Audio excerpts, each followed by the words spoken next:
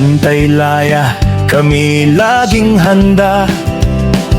Lingkod bayan sa serbisyo'y tapat. Laging handang tumulong sa bawat hakbang. Sa inyong tabi kami maglilingkod ng buong dangal.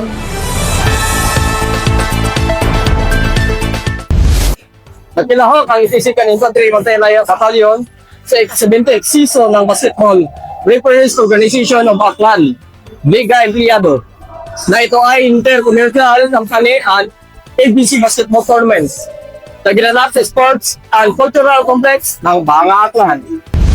Ang aktibidad ay pinangunahan ng iba't ibang ahensya at sektor ng pamahalaan upang ipakita at isulong ang kahalagahan ng sportsmanship, pagkakaisa at disiplina sa bawat kalahok. Higit pa rito, inaasahang magsisilbing epektibong plataporma ang nasabing liga hindi lamang para sa pagpapakita ng husay sa larangan ng palakasan, kundi pati na rin sa pagpapaigting ng kamaradiri, kooperasyon at pagkabuklod-buklod ng mga kalahok tungo sa isang mas matibay at nagkakaisang komunidad.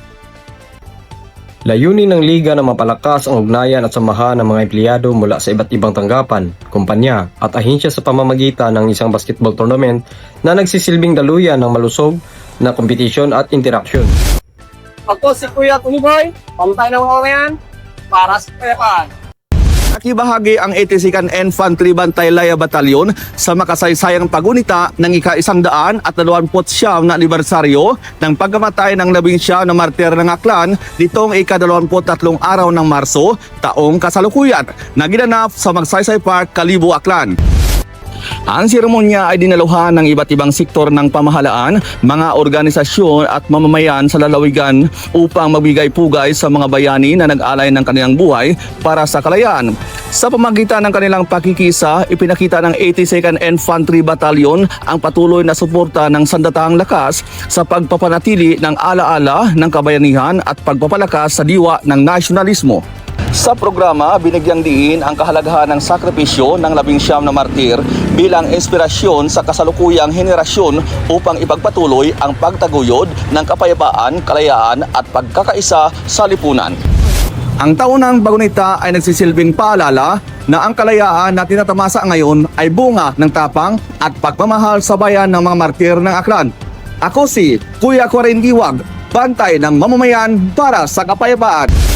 Nagbahagi ang Itisikan Infantry Bantaylaya Battalion ng kamalayan ukol sa insurhensiya sa mga estudyante ng Guadalupe National High School nitong ika-24 ng Marso, taong kasalukuyan.